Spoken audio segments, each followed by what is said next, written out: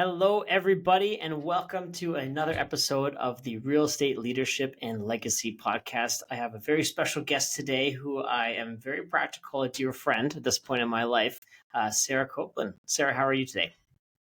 I'm good. Thanks, Alex. How you doing? Very good, very good. So I want to give you guys a very quick intro on Sarah and what kind of she's done so far, and then we're going to get into some more specifics on how you got started and things like that. So Sarah is a full-time real estate entrepreneur, and she's built an $18 million portfolio across and multiple successful real estate businesses.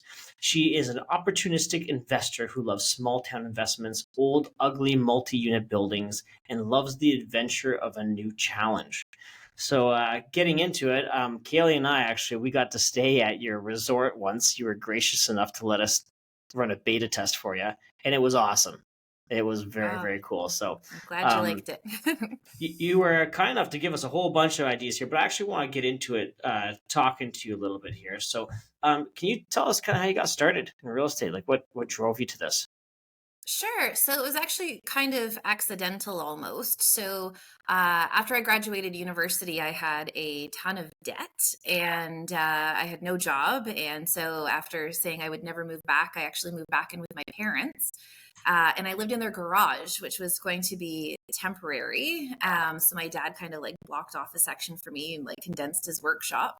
Um, and I ended up being there for 3 years. And when I went to leave, I didn't want to be a tenant. I didn't want to pay rent. So I started looking for houses. And I had a decent income, but I had a lot of student debt. And the banker basically said, okay, like you've got great income, but to support the debt, you either need spousal income or you need additional income. So, like, we suggest a rental property. And so that's what I decided to do. So I started looking at duplexes. And my dad's pretty handy. So he always kind of just did, handyman sort of stuff on the side. And we found this rundown, nasty, like to this day, probably one of the worst duplexes I've still ever seen. Duplex. And I bought it for like 140,000. This was in 2007. I didn't really have a down payment. So my dad actually pulled my 5% down payment off of his credit card and lent it to me.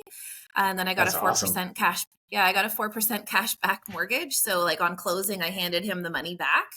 And we bought this place, and it was an interesting experience. So my dad taught me how to lay flooring and how to drywall and mud and sand and solder plumbing, and I learned how to tile and grout, and we installed windows. Like we basically did everything, and so did all of the demo and did all of the work. And he sort of taught me as I progressed along with that.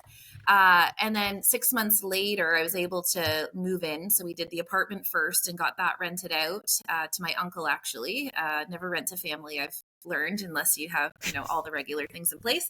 And 6 months later, I was able to move into my side, and I refinanced and I paid off all my student debt.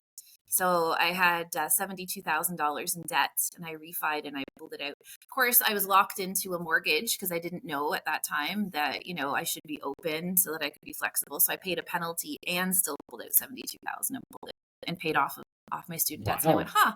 that's pretty cool. I should probably do this again. So the next year I did another duplex and then went on to a single family home and just kind of spiraled from there. So That's yeah, awesome. that's how I got started. Did your father own rental real estate as well, or? No, not at all. So my parents actually, and they still to this day live in the house that my grandpa built, Very cool. and my mom grew up in. And yeah, so they own that house, but they haven't really ever invested in real estate. My dad was a stay-at-home dad, and my mom ran the local 2-for-1 pizza. So That's yeah, awesome. investing in real estate wasn't really something that they did, but my dad was very handy, so always did. And if he didn't know how to do something, he'd learn how to do it, and we'd figure it out. So like, we made mistakes His, along the way, but the yeah. the story is so similar to mine. Like my dad did the same thing. It was they never bought rental properties. They never cared to know much about it. But when I bought my first place, it was like, okay, what are we doing this weekend, Alex? And he'd come over and we'd do like the plumbing, or we finish the basement on my first place. Now, did you keep that first duplex, or have you already sold it? I just sold it last year, actually. So I've Yeah. started like, because I never sell anything really, unless I'm Yeah. working with partners and their strategy and their goals support selling stuff. So like I flip some stuff depending on what's kind of happening, but usually like my portfolio, I keep everything. But I started about 3 years ago selling off my first properties, like my duplexes Mhm. and the smaller ones that are in my personal name that don't make sense to roll over. So I've sold now my first two properties that I bought, those first two duplexes. So I have this internal struggle of getting rid of my very first duplex. All the other ones I uh, don't, or my first single family, actually, it's not even a duplex. It's a single family home. But it the like, one you lived in, yeah, yeah, yeah. yeah, I lived in the living room of it. And we had a yeah, we called it the walkout closet because you could actually walk outside from the closet. But anyway, yeah. It's okay. hard, So but I don't know. I just that one I was so separated from it because like I bought it in '07 and I ended up selling it like last year. Like I had it for a long time. We had a lot of tenants through, and I was sort of emotionally detached from it at that point. So yeah, I've yeah. moved a lot over the years, so I'm kind of able to just sort of let them go. And so, remind me, what did you study in university? Business. So I Business. have a business degree. I was going to be an accountant, and then had a summer job as a assistant to a controller, and decided that was not for me. And then I flipped over to human resource management. So I was doing a human resource specialization and like the CHRP designation. And then I moved back to Coburg, and there were no jobs in like any of those fields. So I actually got a sales job at St. Anne's Spa. So I did sales and got into like a history of sales positions. And then my last job that I had was at CIBC. I was a financial advisor at CIBC, and Hmm. I quit that in 2013. And from then on, I've just been fully into real estate and self-employed. Okay, perfect. So fast forward to today, you've got multiple businesses and you're doing a lot of really, really interesting stuff that is pretty inspirational. So why don't you get into your businesses? Let's start there. Sure. So, actually, I started Tag Property Management. So when I quit my job at the bank, it was actually because I'd had my daughter and she had some health issues, and I realized I couldn't go back to a regular like 9 to 5 job. And I'd never really thought to be a full time real estate investor. It was kind of like an on the side thing, and this sort of prompted me to think of how I could do things differently and have like flexibility in my schedule in my life. So I quit at the bank, but to supplement my income, I bought a fourplex that cash flowed half of my income. And for the other half, I thought that I would just start a PM company. We needed another one in town. There was only one PM company here, and so there was room in the market. And my goal was just to cash flow or make enough money to supplement the other half of my income. And that happened very quickly. It grew very, very quickly. And so uh, it's it grew, and I had a lot of focus, but like my main gig is investing. So I haven't really positioned my PM company to really grow and really to do everything that it can. So one of my focuses this year is to actually have that company expand and be able to do more than it has done and operate it as, you would a normal operating company. On the renovation side, I have rental rehabs, which I actually incorporated in 2016. My husband and I and my dad and friends were doing all of the renovations for a long time, so it was sort of, we always did construction, but I didn't actually have like a construction company. I just sort of paid people, cash, or I didn't have payroll or anything like that.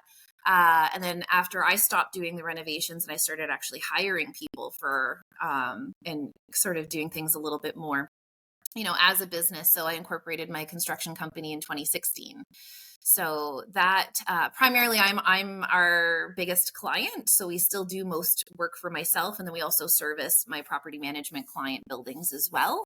And again, didn't really focus hugely on that company growing and being an active company. It was really to support myself and my clients. This year, again, focusing on expanding services and being able to offer renovation and service work to other clients as well. So yeah, it's kind of fun. It's kind of interesting to sort of like go back and actually focus on like business strategy for those two companies, because I'm always focused on just building my portfolio and working with my investors and growing that side of it. So I think it's because on the business side, my staff are so fabulous, and the businesses can essentially run for the most part without me operating the day to day. Like can I just kind of coach and lead them along the way and help problem solve? So now I have a little bit more time to be able to actually focus on growth of those companies, which I'm having fun with it right now. That's awesome. Find that, like, for those of you guys who don't know, actually, Sarah and I are part of a mastermind together, and I really enjoy always talking with you because our businesses have a lot of similarities, different paths, different ways of going about it. But like, we do have a property management company, so do you, construction, you as well.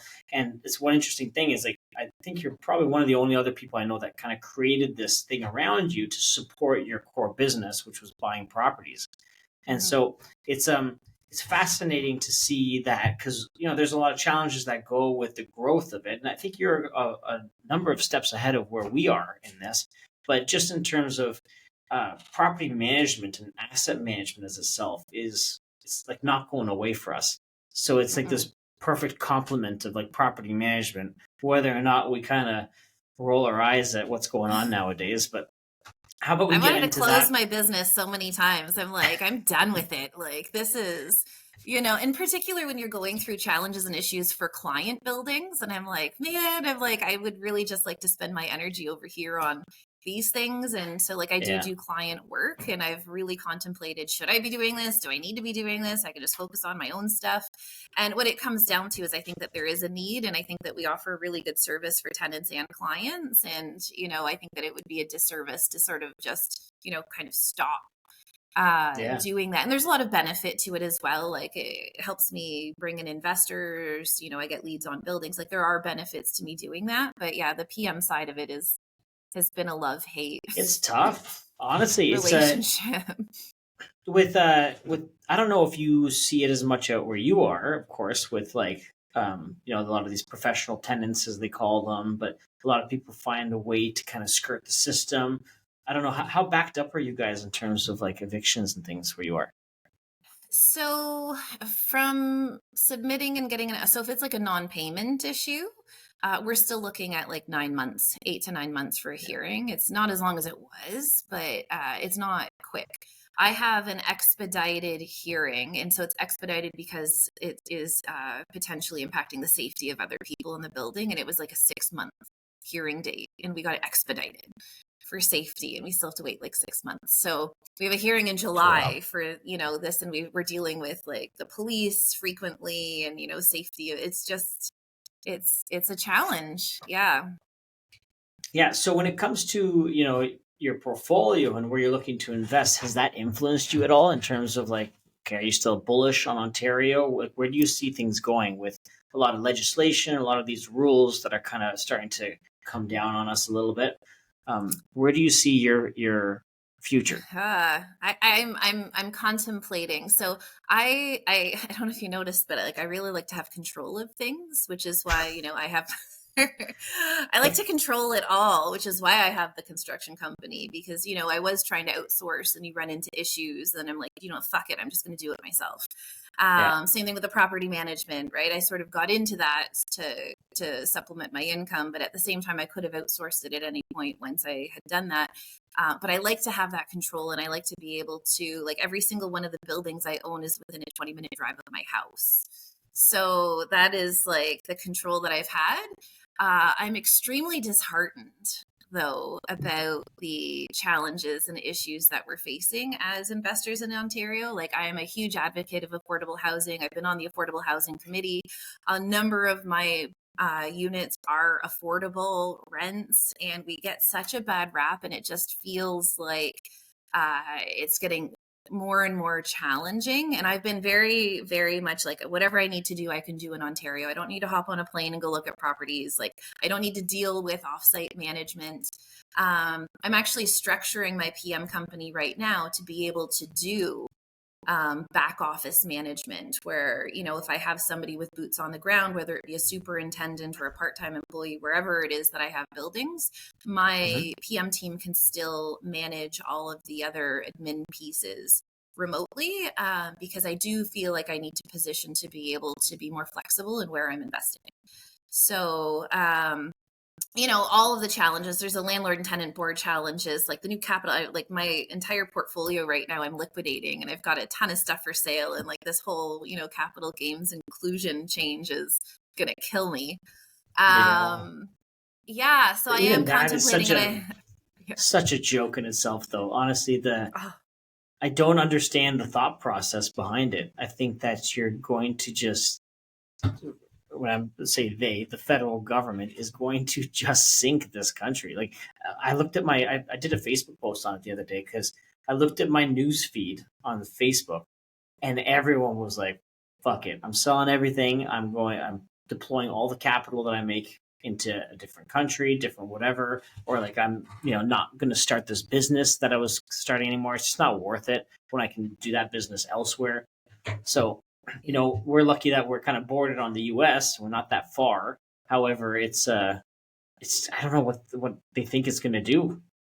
Yeah, Like, I don't know. I kind of get where they're coming from in, if you have like a single family home, it's an investment property. It's gonna, they're trying to have housing freed up for people to own. Like I get where they're coming from, but it's so narrow minded in that like we need private investment money to be able to support housing. Like we have a huge supply yeah, issue. So unless the government's actually going to build a substantial amount of housing, we need to rely on private investment to be able to help curb that. And I feel that it's a very short-sighted policy.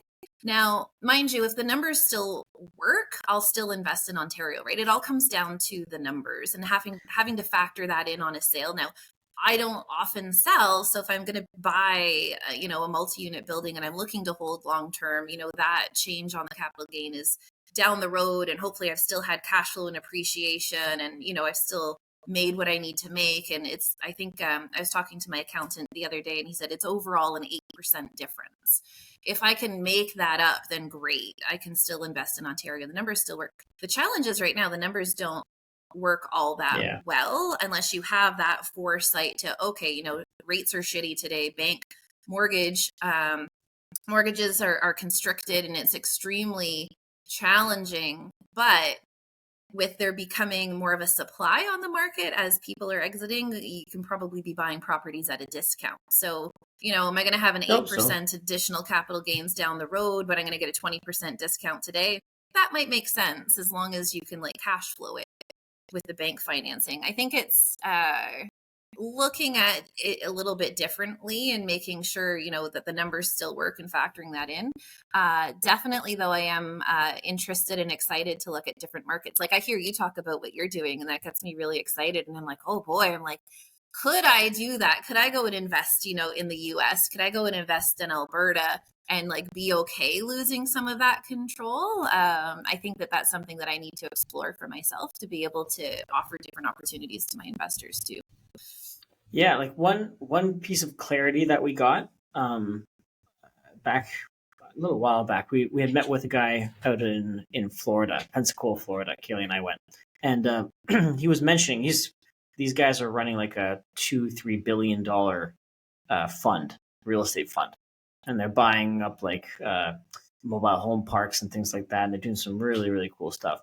But he mentioned because he's kind of gone through the same trajectory as actually you and I, like has a property management company, did a construction company, and then had his own like duplex triplexes that he then graduated to like smaller syndicated deals and then into much larger syndicated deals. And so it was interesting to see that there was a lot of similarities in terms of where we're at.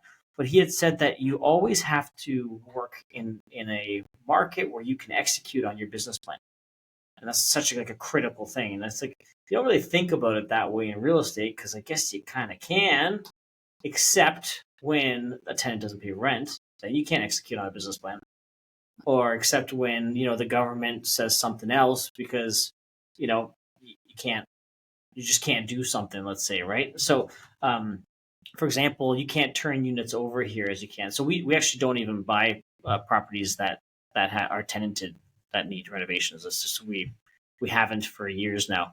But because you can't execute on the business plan, there's no point. So we'll buy vacant buildings and we'll renovate them and then try and maximize on the rents and the capabilities of that building, the highest best use. But even that, you're buying those dilapidated buildings now at a premium, which is Yeah. crazy. So Yeah, everything is everybody's looking the cash on cash return and like the mortgage rates, like everything needs to be adjusted. So like I'm selling right now and I did all of my calculations at like a 5 cap, which is pretty good. And the realtors are coming up, they're like, people are looking for a minimum like 6 cap, 6.5 cap. And it's a big adjustment, right? Like for people to be able to get the returns that they need to be buying at a lower amount. But I'm like, I'm struggling with being able to adjust to that because it's like a right now kind of thing. So I think our market's really volatile. It's really interesting to see what's going to happen. Like there's a lot of people who are just looking to sell and get out of Ontario, get out of Canada. Mhm. And I don't know. I'll have to think of what I'm going to be doing. it's Well, I'm selling right now. I'll just see after I sell where I land. But I do want to continue to expand and buy larger multi units and keep moving yeah. Yeah, for forward. sure. In terms, tell us a little bit about your experiences with the Lakehurst Estates, because that's actually like a really cool story and it's a cool experience. As I said, Kayla and I got a chance to go there, and you guys done a sensational job with it. It was awesome. So, but Yeah, why don't you start? it's kind of an impulse purchase. So I I often not often, but the numbers work when you're buying a rental property. Like I've got, how I calculate and I've got my minimum return for myself, minimum return for my investors, and it's really easy. It's like, does this work? Does this not work? Lakehurst Estate, it was interesting because I was actually looking for my dream home. And so I had it on my vision board. I do a lot of visioning and intention setting, and it's there and it's always in my mind. And so I'd gone and I'd looked at a property and it didn't quite work.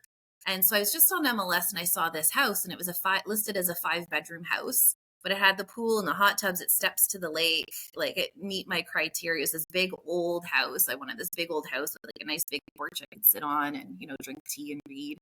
So I came to look at it and, so it was listed as a 5 bedroom house, but you've been in it, Alex. Like this is not a 5 bedroom house. It's got 14 bedrooms and 8 bathrooms and it's insane. And I absolutely love it. And so I walked through it and I went, oh, wow, like I need to buy this. I don't know what I'm going to do with it, but I need to buy this. And so it's interesting because they actually had to close really quickly. So I saw it on like September 26th, put in the offer. They accepted a different offer because for whatever reason they didn't think that I could close.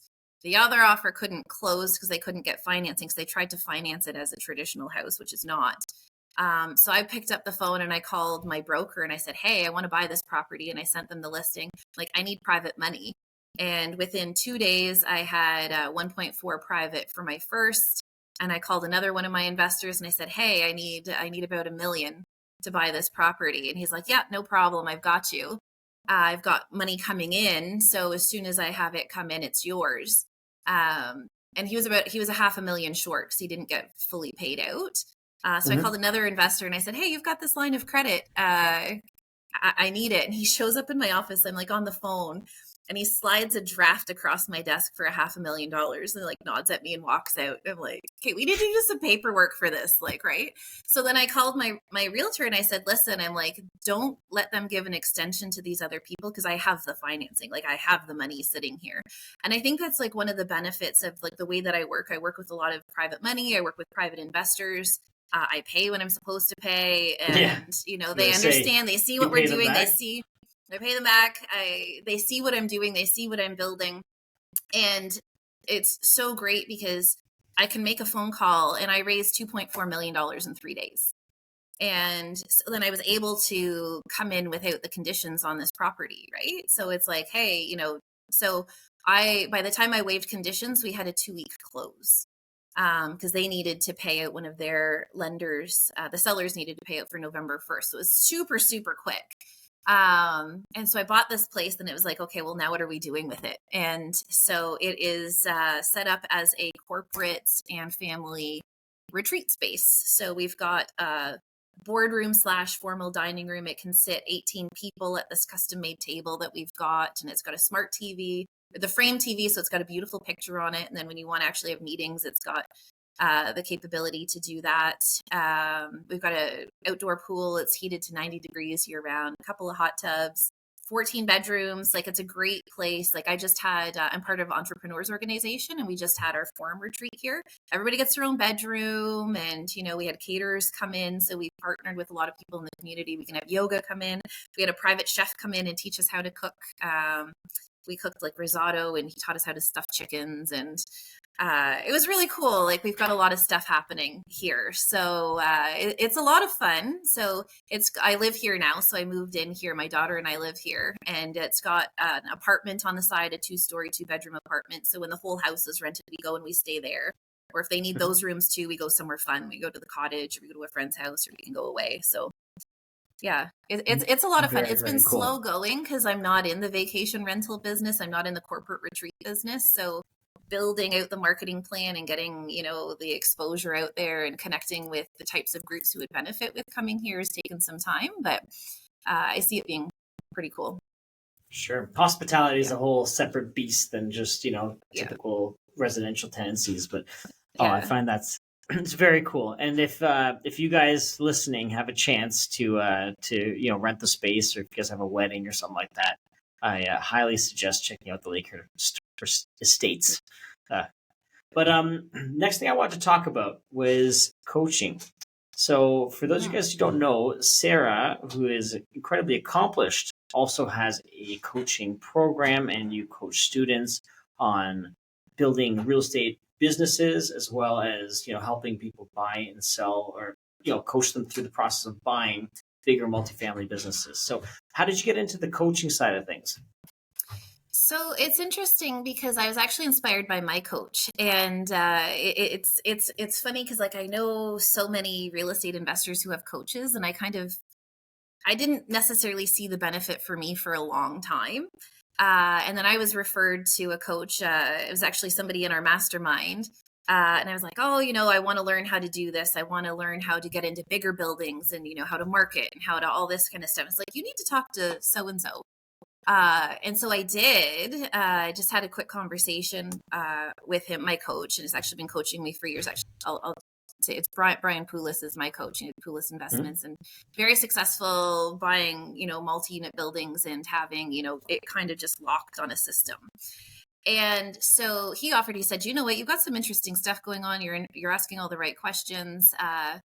I'd like to coach you if you're open to that. And I thought, hey, yeah, okay. And it's been like one of the best things for not only my businesses, because like a lot of it is, when you have, the PM company and the construction company, I'm dealing with staff, I'm dealing with morale, I'm dealing with leadership, I'm dealing with like running businesses at the same time as I am acquiring and, deploying my strategy on multi-unit buildings. So it was super instrumental for me. And through that, I recognized and realized that, I do also have a lot to share.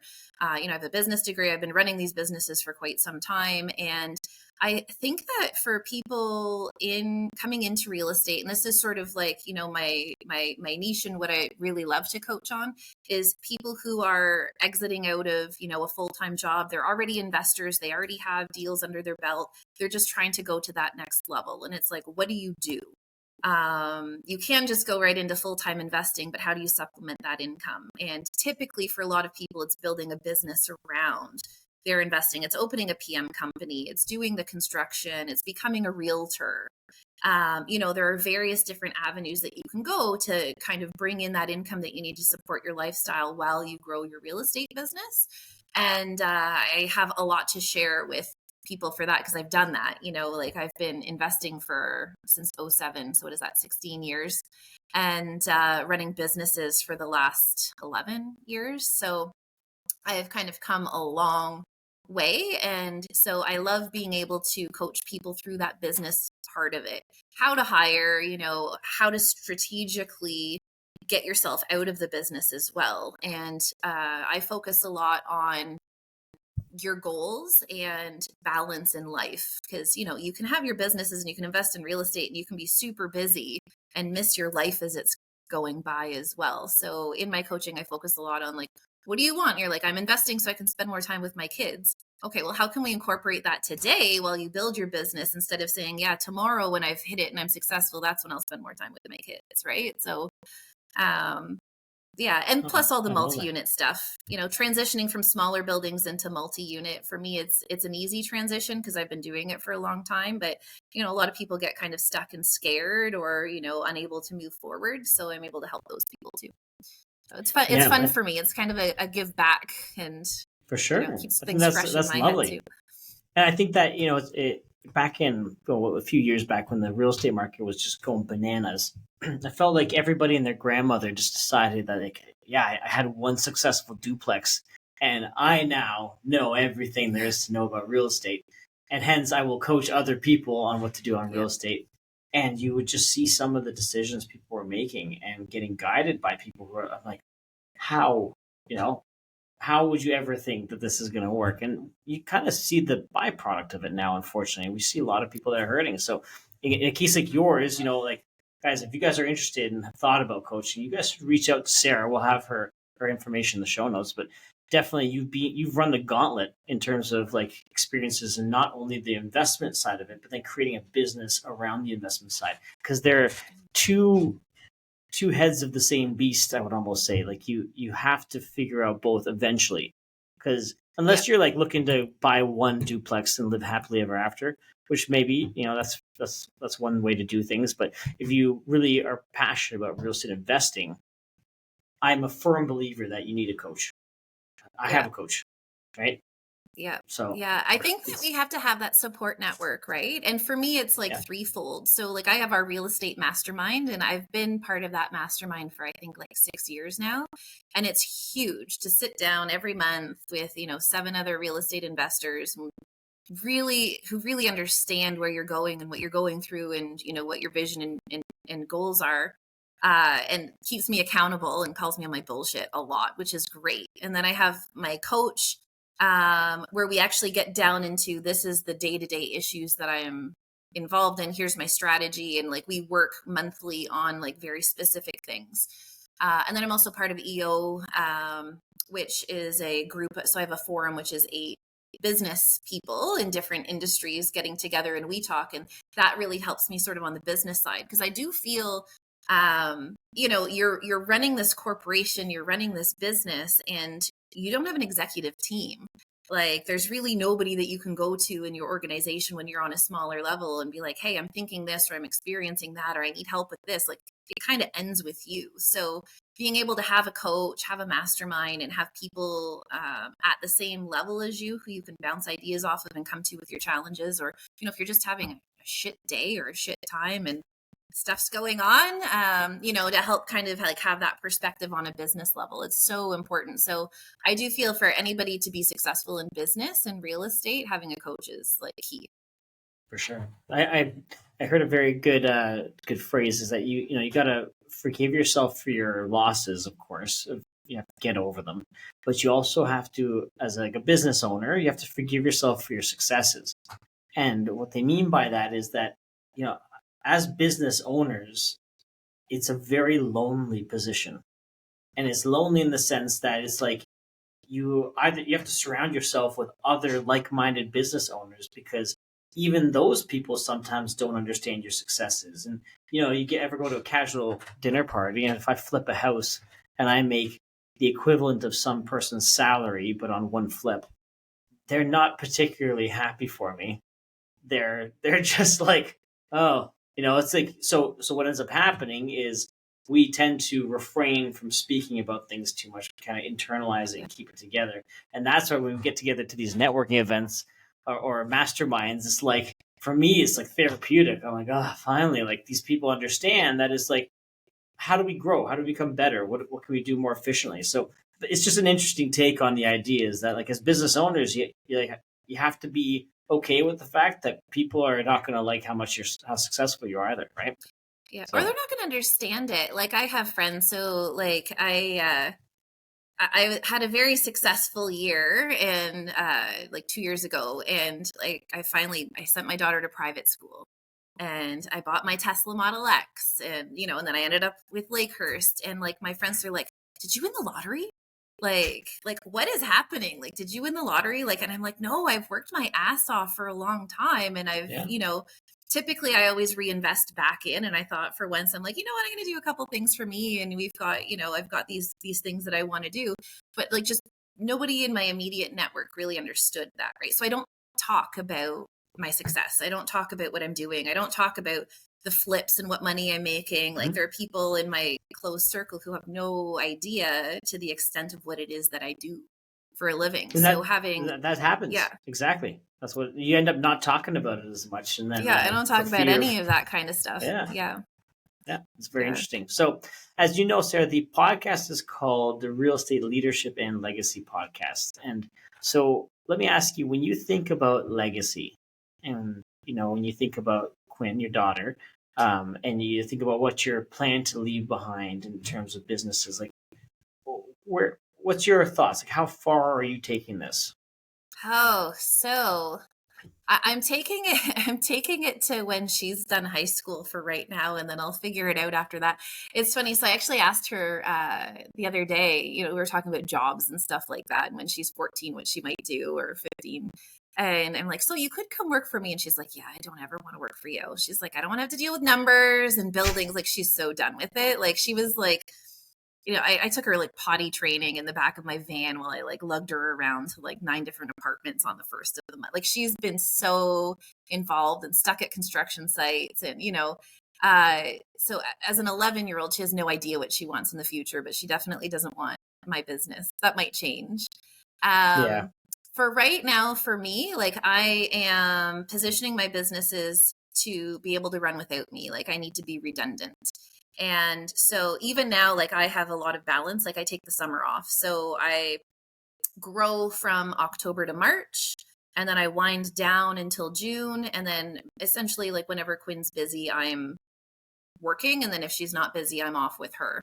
Cause she does have some health considerations. And so for me, like my number one goal is to spend a maximum amount of time with her while building my businesses. So for me to be able to build them and operate without me is so great, because then as I grow and as I move forward into retirement at some point in time, those businesses can continue and those businesses can keep moving forward. So far, my plans only go until Quinn is done high school, and then we're going to take an around the world trip. And so my goal right now is just to have everything run with me doing like a 5-hour work week into that period of time. And then I'm actually going to sit and I'm going to reanalyze what I might want to do at that point. I've considered retiring actually, and then I don't know what the hell I'd do with myself. I'm like, I enjoy acquiring buildings. I enjoy going through the process. I enjoy taking something crappy and turning it into, a nice, beautiful, wonderful place for people to live.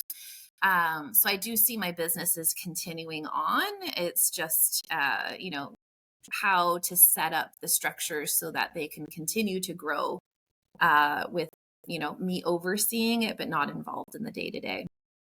Oh, I love that. Thank you for sharing. Yeah. That's the epitome of life by design, not by default, And I think it's living very intentionally. Yeah.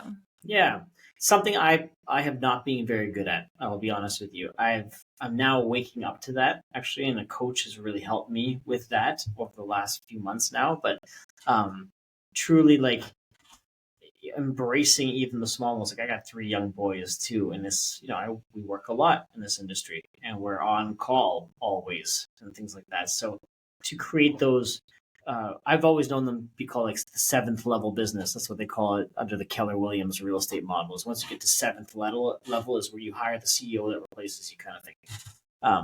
But that's my next goal, is to have the general manager, CEO, and then I can be the visionary. Like if you follow EOS at all, like me being the visionary is like my goal, and then have, a CEO to come in and continue to run it for me. I think that's brilliant. Well, one thing I know, Sarah, out of a lot of people that I know, you will get there, and I'm excited to watch your journey happen. So, I think this is kind of a perfect place to end the podcast here for the time being. But guys, truly, if you guys are interested in some coaching, please reach out to Sarah. She is very good at what she does, and she's a no bullshit person. I often heed her advice, and She's a hell of a karaoke singer too. Just throwing that out there. But if there's anything, any questions, I'm sure you're going to be able to put your Instagram or whatever into our show notes, and then people can get a hold of you that way. Is there any other ways that you'd like to be, gotten a hold of? Yeah, I guess just my website at sarahcoupland.ca, and you can click through there, and it's an easy way to send a message if anybody's interested in chatting about stuff. And then social. Perfect. Well, listen, Sarah, thank you so much for sharing some of your insight and joining me for a little bit here. And ladies and gentlemen, we'll see you guys on the next podcast. Thanks, Alex.